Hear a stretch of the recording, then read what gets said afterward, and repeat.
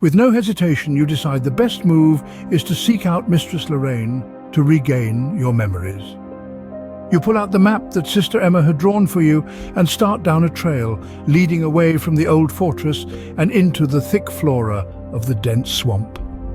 You can hear the chorus of 1,000 insects emitting a low and constant hum around you. The sun is blocked out by a cloudy sky and a dense canopy of intersecting trees that stand menacingly overhead. The path is at times hard to see, with patches of moss and other plants sprouting up in its width. You take the time to reflect on your circumstances. You realize now that it may have been foolish to be so trusting of Emma. You know nothing about her. Then again, what other choice did you really have?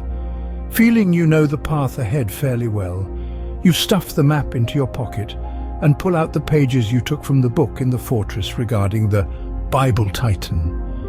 You skim through the paragraphs and illustrations, but it speaks about many people and places you know nothing about. You place them back in your pocket and continue your way down the winding and overgrown path.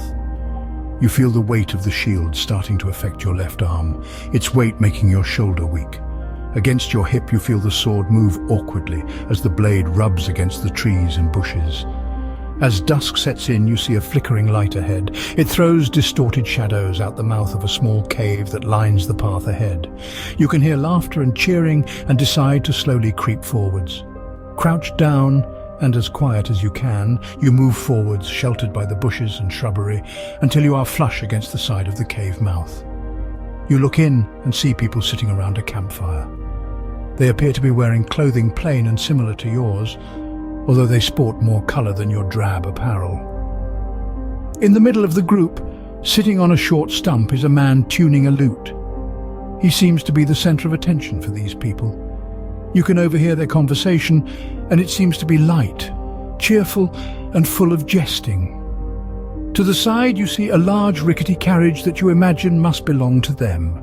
Leaning against the side of this carriage is a person in a dark cloak. This person seems to be withholding themselves from being a part of the group. They have a grim presence about them. You look back to the group around the fire. You are cold, tired, and hungry. To be welcomed in among this group of joyous strangers would be a great comfort. You might even gain a place to sleep tonight, maybe even some food.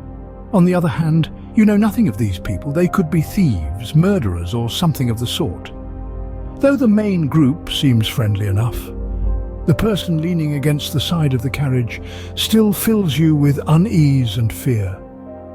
What will you do?